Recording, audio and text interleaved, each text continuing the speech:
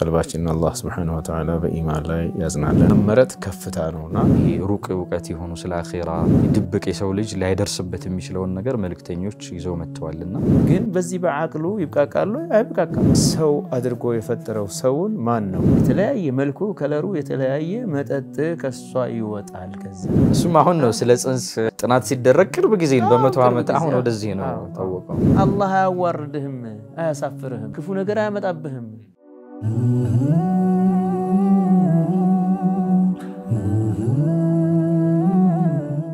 بسم الله الرحمن الرحيم الحمد لله رب العالمين وصلى الله وسلم وبارك على عبده ورسوله محمد وعلى آله وصحبه وسلم تسليما كثيرا أما بعد والسلام عليكم ورحمة الله وبركاته ود ተመልካቾች ليطمئن قلبي የተሰኘው በየሳምንቱ ወደ እናንተ የሚደርስ ልዩ ፕሮግራም ነው በዚህ ፕሮግራም ላይ በእስላም ላይ ወይም እስላም ላይ ያነጣጠሩ የሆኑ የተለያዩ ብዥታዎችን ያነሳን አጥጋቢ የሆኑ ምላሾችን በማውሳት ስለ እስላም ያለን ግንዛቤ የጠራ እንዲሆን የሚያስችል ፕሮግራም ነው በተለየ መልኩ ይህ ፕሮግራም ትኩረቱን የሚያደርገው በነብዩ ሰለላሁ ዐለይሂ ወሰለም ነብይነት መልእክተኝነት እንዲሁም በተለያዩና ሰፊ በሆኑት ነብያዊ ወይም የነብይነት ማረጋገጫዎች ስለ ወህይ እንዳጠቃላይ በተለየ መልኩ ደግሞ ስለ ቁርአን የምናወሳ ይሆናል በዚህ ፕሮግራም ላይ ከኛ ጋር ቆይታ የሚያደርጉት በተለያዩ ትላልቅ ፕሮግራሞች ላይ የምናውቃቸው ሼክ ዩሱፍ አህመድ ናቸው ይህን ፕሮግራም እንግዲህ እስከ ፍጻሜው የምትከታተሉ ከሆነ በጣም ብዙ ነገሮችን የምታተርፉበት ይሆናል ብለን ተስፋ እናደርጋለን መግቢያ ላይ እንዳወሳሁላችሁ አብዛኛው ትኩረቱን የሚያደርገው ይህ ፕሮግራም ነብያችን ሰለላሁ ዐለይሂ ወሰለም ስለ ተላኩበት መልእክት ስለ እርሳቸው ነብያዊ ማረጋገጫዎች እንዳጠቃላይ ነብይነት ምንድነው ከነብዮች ጋር የሚያያዙ ነገሮችን እናወሳለንና በመጀመሪያ ደረጃ አህለን ቢኩም ሸኻና ኮንደህና መጡ ወደዚህ ፕሮግራም الله سبحانه وتعالى بسلام አገናኘን جزاكم الله خيرا ያው መግቢያ ላይ ያው ብዙ ትኩረት የምናደርገው ፕሮግራሙ ላይ ስለ ነብይነት እናወሳለን ይሄ ነብይነት የሚባለው ነገር ምንድነው አላህ Subhanahu Wa Ta'ala በሰው ልጆች ውስጥ ነብይ መላኩስ ምን አስፈላጊ ነገሮች አሉት ነብይ ባይላክስ የሰው ልጆች ምን ሊሆኑ ይችላሉ ነበር እንቢለውን የምናይ ይሆናል እስቲ እንደው እንደ መግቢያ ነብይነት ራሱ ምንድነው ንቡዋ ምንለው ነገር ምንድነው እንዳጠቃላይ ደግሞ ነብዮችስ የተለየ ባህሪያቸው ምንድነው እንቢለውን መግቢያ እናደርግ خير بسم الله الرحمن الرحيم الحمد لله رب العالمين والصلاة والسلام على نبينا محمد وعلى آله وصحبه أجمعين والتابعين لهم بإحسان إلى يوم الدين اللهم لا علم لنا إلا ما علمتنا فعلمنا ما ينفعنا وانفعنا بما علمتنا وزدنا علما يا رب العالمين فمقتل يتكبراتشو تداميوش الله سبحانه وتعالى ليضمئن قلبي رأسه كهنا قلباتنا الله سبحانه وتعالى بإيمان لا يزنالن سوق أراس النقنين من نكبر بتن الله إيمانم أقوام مستن يالكوين ወደ ተጠየቁትና ወደ ተነሳው ርዕስ ገባ ነብይነት ማለት ምን ማለት ነው ወደሚለው ቃል ስንገባ ነብይነት ንቡዋ ይባላል ስሙ ንቡዋ ቃላው ያገባቡ ስርወ ቃሉ ነበእ ከሚለው ቃል ነው የተያዘው የሚል አንድ እይታ አለ ወይም ደግሞ ነብዋ ከሚል ቃል ነው የተወሰደው የተመዘዘው የሚል ነገር አለ ነበእ ማለት ምን ማለት ነው ከተባለ መልእክት ንግግር ዜና ማለት እንደማለት ነው ነብይ ይሄንን ሲወስድ ሙያው ይሄ ነው ማለት ነው ከአላህ የሆነ መልእክት ይነገረዋል ሚስጥራዊ ሊሆን ይችላል መልእክታዊ ሊሆን ይችላል ሩቅ የሆኑ ነገሮችን መንገር ሊሆን ይችላል ከዛ ውስጥ ስለ የውመል ቂያማ ዳግም ተነስተን ከዚህ ዓለም መጥፋት በኋላ ጌታችን ፊት ቀርበን ለሂሳብ ከዛም ለጀዛ ምንሰጥበት ምንቀርብበት ነገር አለ ያንን መንገር ራሱ ነበእ ነውና ይሄንን መሰጠት ነብይ ካላስባለ ምን ሊያስብል ይችላል ያው ከዛ ጋር ተያያዥነት አለው ነው። ወይም ደግሞ ነብዋ ነው ከሚለው ከሆነ ነብዋ ማለት المكان المرتفع ከፍ ያለ ኮረብታ ነገር ተራራም ባይሆን ከፍ ያለ ቦታ ነብዋ ይባላል። ነብይ ደረጃው ከፍ ያለ ነው። ደረጃው በምን ከፍ አለ? ሰው ነው። ሰው ሆኖ ሲያበቃ ለዚህ ማዕረግ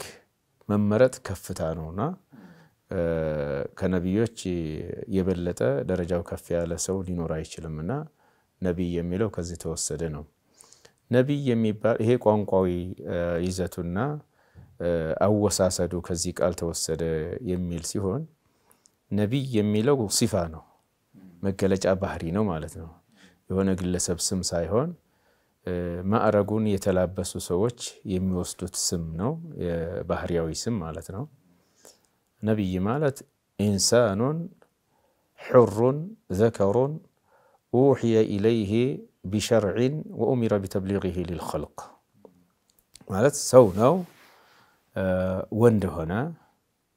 ነፃ የሆነ ከባርነት ነፃ የሆነ በራሱ ራሱን የሚመራ የሚያስተዳድር የሆነ ነፃ የሆነ ሰው ነው። ኡሕየ ኢለይህ ከጌታ ከአላህ ስብሓነሁ ወተዓላ በኩል መልእክት የሚተላለፍለትና የሚታዘዝ የሆነ ቢሸርዕን በህግ ያን ህግ ለሰዎች ለወገኖቹ ልዩ የሆኑ ወገኖች ይኖራሉ፣ ልዩ የሆኑ ጎሳዎች ይኖራሉ። ለነዛ እንዳደርስላቸው የታዘዘ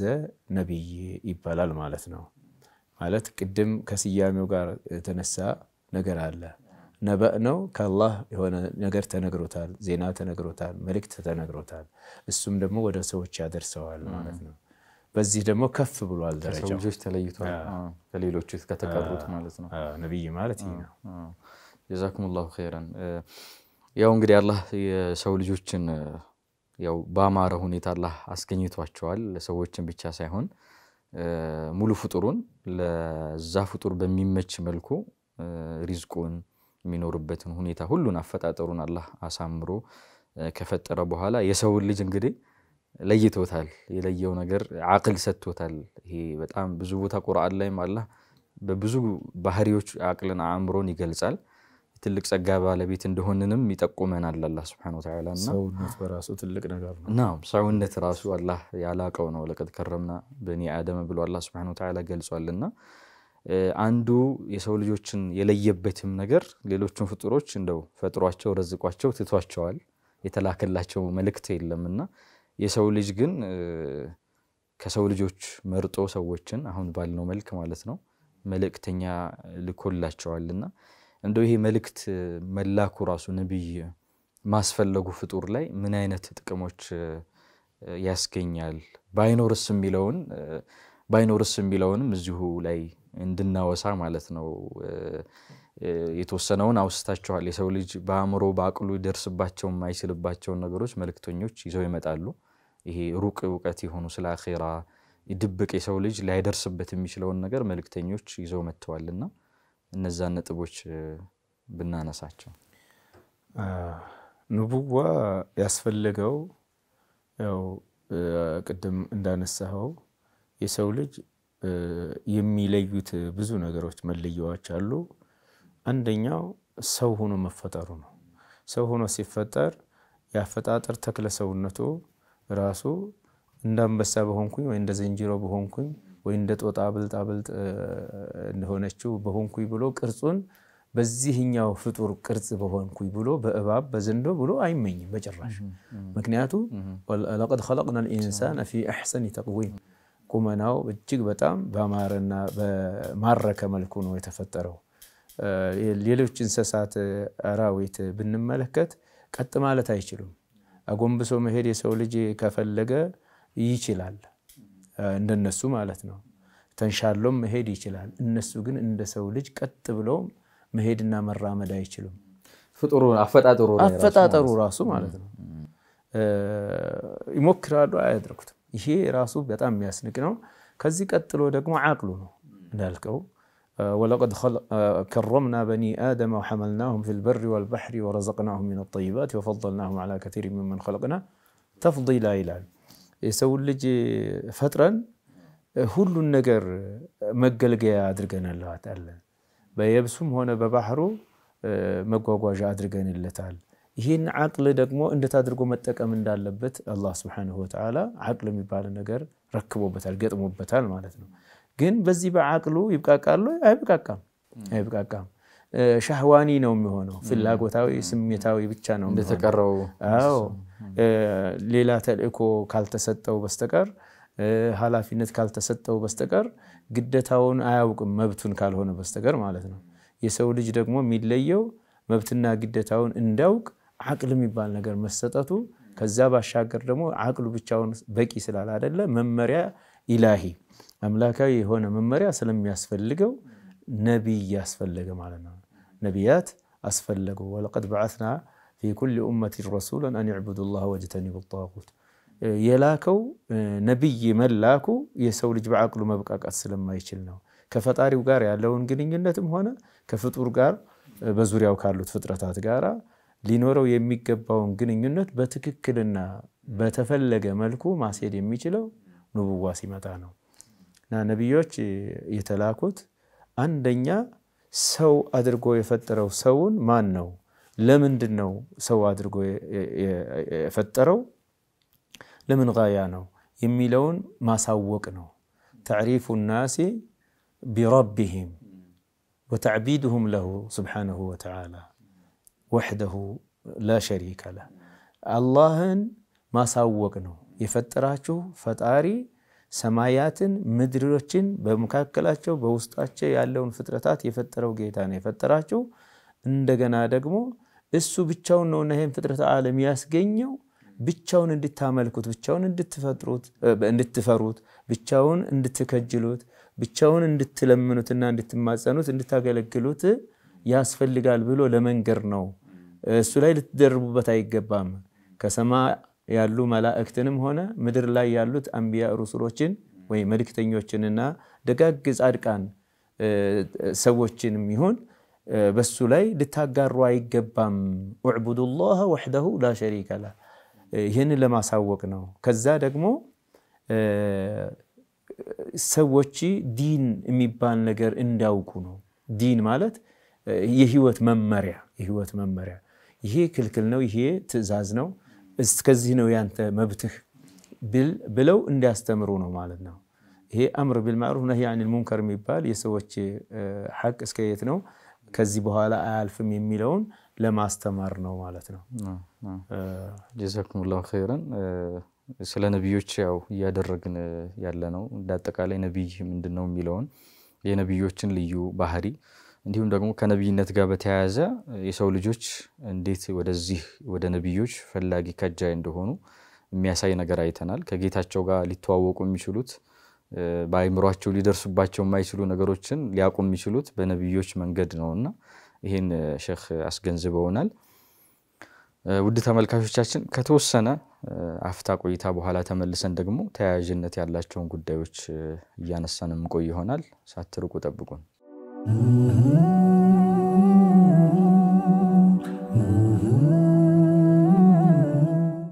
ውድ ተመልካቾች ካፍታ ቆይታ በኋላ ተመልሰናል ካፍታ ቆይታ በፊት ስለ ነብይ ንቡዋ የሚባለው ወይም ነብይነትን አንስተን ነብዮች ምን አይነት የተለየ ነገር አላቸው ከተቀረው የሰው ልጅ ምን ይለያቸዋል በሚለው ጉዳይ ሼክ ያነሱልን ነጥቦች አሉ እነዚህን ጉዳዮች እናስቀጥል ይሆናል ሼኻና እንደው ነብይነት የሚያስፈልገውን ነገር አይተናል በመድር ላይ የሰው ልጆች ሊደርሱበት የማይችሉበት አሁን ብዙ ጊዜ የሚነሳ ነገር አለ ኢባዳ ሲባል የሰው ልጅ ገብቶ እንዲህ ነው ማድረግ የማይችልበት መንገድም አንዱ ይሄ ነው ለምን ባይምሮ የሚደርሰው ነገር ስላለ በታዘዘው መልኩ ከጌታው በመጣ መልኩ ተዛዞችን ወደ ህዝቦች ያደርሳሉ ከመጀመሪያው ነብይ እስከ አጠቃላይ አላህ Subhanahu Wa Ta'ala የላካቸው ሁሉም ነብዮች ማለት ነውና እንደው እየደጋገምናት ያለች ነገር አለች ወህይ ያልን ነበር በአማርኛ ራእይ መሰለኝ ቃሉ የሚሉት ማለት ነው ያው ትክክል ይግለጻው ታብራሩልናላችሁ ይሄ ወህይ የሚባለው ነገር እንዴት ነው ነብዮች ዘንድ የሚመጣውስ ምን አይነት የወህይ አይነቶች አሉ ቁርአን ላይም አንዳንዴ ላንዳንድ ከነብይ ውጪ የሆኑ አካላት እንደ ወህይ አይነት መልእክት ያላቸው እንደውም እንስሳቶች ተወስተዋል ወህይና ኢላ النحل يعني وأوحى ربك إلى النحل أن اتخذي من الجبال بيوتا ميلالنا ይሄ እነዚህ ነገሮች እናንሳቸውና ለተመልካቹም የጠራ ነገር እንዲኖረው مرحبا بسم الله الحمد لله والصلاة والسلام على رسول الله وعلى آله وصحبه وحي مالت قالوا ملكت مالتنا يا ملكت بقال ሊሆን ይችላል ያ ملكت ልብ ላይ ትዝታና ግንዛቤ ሊሆን ይችላል وحي እንዳጠቃላይ ግን መልእክት ማለት ነው لانساو الله سبحانه وتعالى ከሰዎች ነብዮችን እንደመረጠ በወህይ እያለ ነበር ግን ይሄ ወህይ እንደጠቅላላ መልእክት ለፈጠራቸው ፍጥረታት አላህ Subhanahu Wa Ta'ala መልእክት መስጠት ይችላል ለድንጋዩ መስጠት ይችላል ለዛፉ መስጠት ይችላል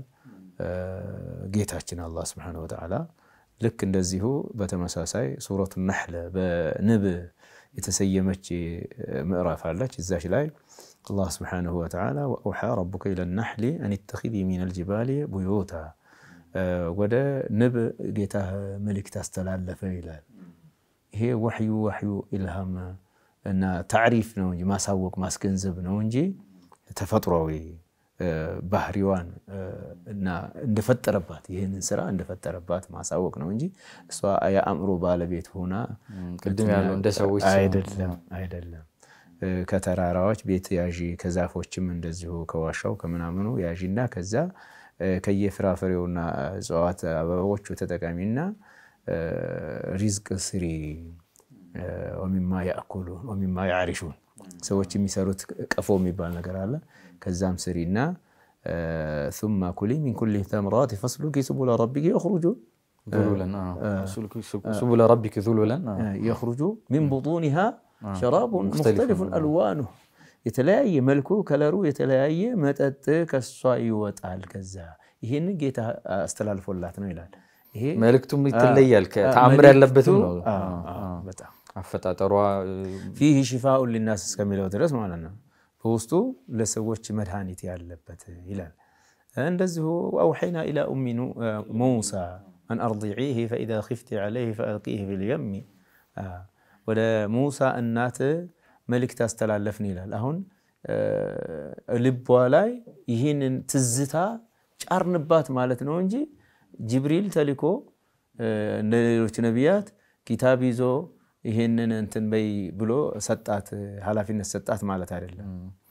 ትዛዙም እኮ ከሰውኛ የወጣ ነው የጣለችው እየፈራች ነው ኋላ የጣለችው ያላህ ትዛዝ ነው ينسرينا فإذا أن أرضعيه مجمر يكرمه أطبيو كذا فإذا خفت عليه فرعون يردبرنا هزانات يفرش جزء ساطن وسط أسكميجو كذا ساطنون دمو بحر لا يتعيو بحرو أمتتو وده دار الشالة يتلوال ينم يسوم تلاتي هنا جروب يانا سوال يزان جزء التفري ولا تخافي ولا تحزني إن دات فري إن دات تازني إن دات تفري يتفعل بلش عندات تزني تليه بلش إنا رادوه إليك وجعله من المرسلين إيه كله ملك تتسطى إنيا ودان تجن ملس سوالا كذا ما ملس بشا سايهون كملك تنيوچاچنم من هذا روقون نغرواታል ማለት ይሄ ሁሉ ታምራዊ ትንበያዊ ብስራት ነክ መልእክት የተላለፈላት ልቧ ላይ እንደ ትዝታ እውቀት ግንዛቤ ነው የሰጣት አላህ Subhanahu Wa Ta'ala ይሄም ወህይ ተብሏል ይሄን ከተለው አንዳንዶች ኢንሳኑን ዘከሩን ወህይ ኢለይሂ የሚለውን ለምንድን ነው መተخصصቱት ምትቀይዱት ሴትም ነብይ ያለ ለማለት ይፈልጓል አው ሰው ወህይ ስለመጣ ይዘው ማለት ነው በቃሉ ተይዞ ማለት ነው ቃሉን ብቻ ወስደው ማለት ነው ታዲያ ንቧን የሚበሏት መሆን አለበት ወህይ ብቻ ከሆነ ለዛ ሊሆን አይችልም ይሄኛው ግን የነብያት ንቡዋ ከዛ የተለየ ነው ኪታብ በመውረድ ነው መርህ አለ የኑሮም ሰው የሚኖርበት መርህ አለ ሸራዒ ከሰውም ሰው ስብእናውም ለየት ያለ ከነብይነት በፊት ራሱ ያለው ስብእና እንደ ተራሰው አይደለም የተዘጋጀ ነው ልዩ አድርጎ ያዘጋጀው ነው ሙሳ እኮ ነብይ ከመሆናቸው በፊት ለፍትህ ቆመዋል እኮ በደለኛን ወክሰው አለኮ እንደገና ደግሞ ረዳት ያጡትን ሴቶች ልጃገረዶች እኮ ሰዎች ተረዳድተው ካልሆነ በስተቀር ሊያነሳው የማይችለው ነገር እንደውም ይሄን ሸኸና ከነብዩ የነብዮች ነብይ ከመሆናቸው በፊት ያላቸው ሐያት ራሱ እንደው ለብቻው የሆነ ፕሮግራም ቀጣይ ፕሮግራሞች ላይ ነብዮች ነብይ ከመሆናቸው በፊት ያላቸው ሐያት ራሱ ለነብይነታቸው ደላኢል ንቡዋ ብለን ምናነሳው አለ የነብይነት ማረጋገጫቸው አንድ አካል ሆኖ ይነሳል በተለይ የነብዩ ሰለላሁ ዐለይሂ ወሰለም የተከሰተባቸው ብዙ ክስተቶች አሉ ነብይ ሳይሆኑ አላህ እንዴት እንደጠበቃቸው ስብዕናቸው በማህበረሰቡ ውስጥ ያለውና እንደውም የሙሳን ጥሩ አነሳችሁልኝ የነብያችን ሰለላሁ ዐለይሂ ወሰለም ነው ብዙዎቹን ያስኳቸው የነበረው የብዙዎቹ ነብዮችም ከነብያቸው በፊት የነበረውን ሐያት አንስተን እንደ ደላኢል እንደ ነብይነት ማረጋገጫ በሰፊው እናነሳ ይሆናል እንደው የወህይ አይነቶቹን ብናነሳ ለተመልካችም ግልጽ ይሆንላቸዋል አንዳንዴ ወህይ በህልም መልክ ኢብራሂም አለይሂ ሰላም ልጃቸውን እስማኤልን እንዲያርዱ የተላለፈ መልእክት አለ አሁን እሱ ጅብሪል መጥቶ እኒ አራፊል መናም ያሉበት ሁኔታ አለ አንዳንዴ ጅብሪል ራሱ ሰው መስሎ የሚመጣበት ወቅቶች አሉና እነዛን መልእክቶች ብናነሳ ወህይ የሚለው በደንብ ግልጽ ይሆናል በያስባለሁ ወህይ የሚባለው ነገር ያው መሐመድን ሰለላሁ ዐለይሂ ወሰለም ያው ልክ እንደ ኢብራሂም አለይሂ ሰላም በህልም መጀመሪያ ነብይ ከመሆናቸው በፊት የሚያዩት ነበር አይሻ የሚሉት ነገር አለ فكان يرى رؤيا تأتي مثل فلق الصبح يراها بالليل وتأتي ويأتي تفسيرها وتعبيرها مثل فلق الصبح ህልም ያዩ ነበር ህልማቸው ግን በእውኑ ዓለም ልክ 100% እንደሚባለው ማረጋገጫ ሳይለያይ እንዳዩት ሆኖ ይከሰታል ማለት ነው በእውኑ ይከሰታል ማለት ነው ይሄ ነብይ ከመሆናቸው በፊት ግን ወህይ አይባልም ይሄ ጅማሮ ነው ይሄ መጀመሪያ አካባቢ ነው ዝግጅት ነው ኢብራሂም ልጃቸውን እስማኤልን የበኩር ልጃቸውን ረድ የሚል በህልማቸው በተደጋጋሚ እንዳዩት ምናልባት ይሄ ቅዠት ሊሆን ይችላል ከሰይጣን ሊሆን ይችላል ብለው ሲደጋገም ግን ከአላህ መሆኑን አወቁና ወደ ተግባር ገቡ ማለት ነው አላህ Subhanahu Wa Ta'ala እንዲታረድ ሳይሆን ሊፈትናቸው ስለነበረ ግን በጋ ወረደላቸው ጌታችን አላህ Subhanahu Wa Ta'ala እና ይሄ ወህይ አይባልም ይሄ ኢርሃሳት ይባላል ምልክቶች ሙቀደማቶች እንደ ዋዜማዎች ነገር ናቸው ከዛ መጨረሻ ላይ ወህይ የመጣው በጋሩ ሒራ በሚባል ጀበል ኑር ላይ በሚገኝ ሒራ በሚባል ዋሻ ውስጥ በተቀመጡበት فكان ثم حبب اليه الخلاء ገለልተኝነት ወደሳቸው ተወደደና ሰዎች የሚዘፍኑት ሰዎች የሚቀላቀሉት የሚያወሩት የሚተገብሩት ለጣዖታት የሚሰግዱት የሚያቀርቡት ቁርባን ምን እዚህ ገባ ብሎ አልጥማቸዋል በቃ የሚጠጡት ጠጥተው ያቁም የሚዘፍኑት ዘፍነው ያቁም ሱብሃንአላህ አልዓዚም እንደው ዝም ብሎ ሰውን የመሰለ ነገር ለዚህ በዚህ እንደዚህ ቢዚ ይሆናል ብለው ይንቁት ነበር እና ከሰው ውስጥ ይገለል ብዬ ፈጣሪን ባዋድስ ይሻለኛል ብሎ ተፈክር ማለት ነው ማስተንተን ማንንም በሌለበት ዋሻ ገብተው ቆይታ ማድረግ ጀመሩ ለሳምንት ከዛም በላይ ለሆነ ስንቅ ይያዙ እዛው ቆይታ ማድረግ ጀመሩ መጨረሻው ጊዜ መልአኩ ጅብሪል መሆኑን አያውቁም እነሱ ሰው መስሎ መጣ ይሄ አንደኛው የወህይ ምልክት ነው የወህይ አይነት ነው ማለት ነው መጣና ጅብሪል የማያውቁት ሰውዬ መስሎ اقرأ አላቸው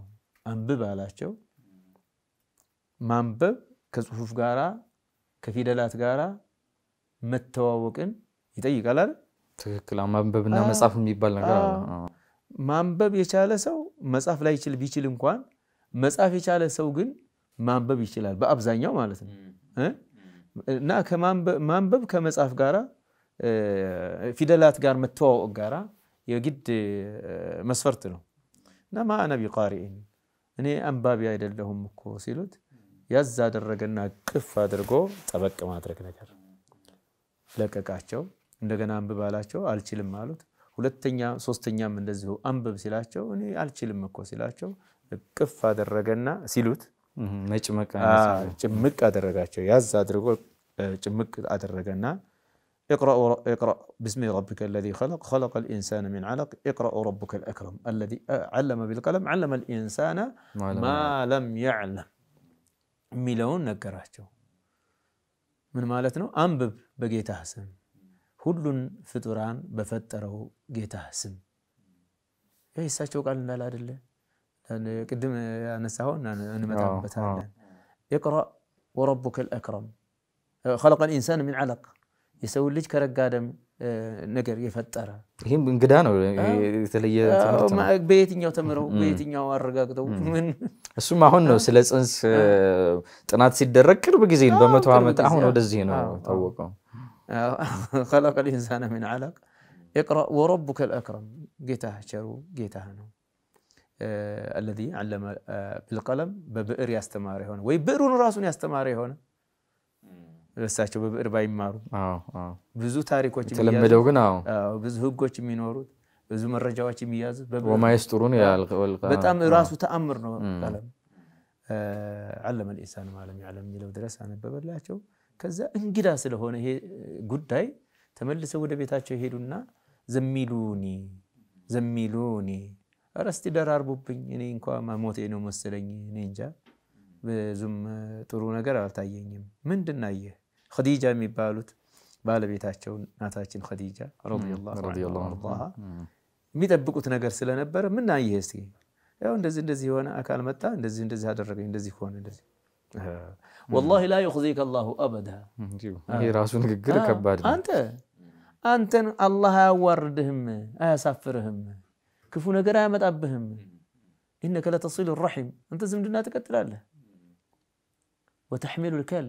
دكمان ታቅፋለህ ትሸከማለህ وتقوم على نوائب الحق بحق ላይ በሚመጡ አደጋዎች ላይ አንተ ከሐቅ ጎን ትቆማለህ እንዳንተ ያለ ሰው ደግሞ ክፉ ይመጣል በጭራሽ ብላ የሳቸው ነብይነት የምትጠብቅ የሚመስል ያክል ሳቸው ሲጠራጠሩ እሷ يقين ያላት የምትመስል ያክል ሆና ወደ ወረቃ ወሰደቻቸው ያው ወረቃ ደግሞ ተውራትን ያነብ ስለነበረ ዕብራይስጥኛውን ያነብ ነበርና ወደ አረበኛ ተርጉሞ ራሱ ያነብ ነበር ያቆጣው ልጅ ነው ይሄ ወረቃ አሁን ያነሳችሁት ነጥብ ደግሞ ራሱን የቻለ አሁን ስለቀደሙ መጽሐፎችም የሚያወሳበት ጂብሪልንም እንደውም ናሙስ ብሎ የሚያነሳበት ሁኔታ አለና ይሄን ሰፋ አድርገን የሚቀጥለው ላይ የምናነሳው ይሆናል ጥሩ አድርገው አንስታችሁ አንዱ የነብይነት ምልክት ነው እና አመጣጥ ነው ሌላው ደግሞ ሁለተኛው ኢንሻአላህ አሁን ሰዓታችን ስለገደበን ነው ሳንጨርስ ራሱ የጂብሪል መጀመሪያ ወረደበት ሁኔታ ስለ ወረቃ ምናነሳው ራሱ ሰፋ ያለ ነገር አድርገን የሚቀጥለው ፕሮግራም ላይ ምናነሳ ይሆናል ወደ ተመልካቾቻችን ያው ይሄ መጀመሪያ ክፍላችን ሊጥማኢነ ቀልቢ የተሰኘው ያው ልቤ ይረጋ ዘንድ በሚል ማለት ነው በአማርኛና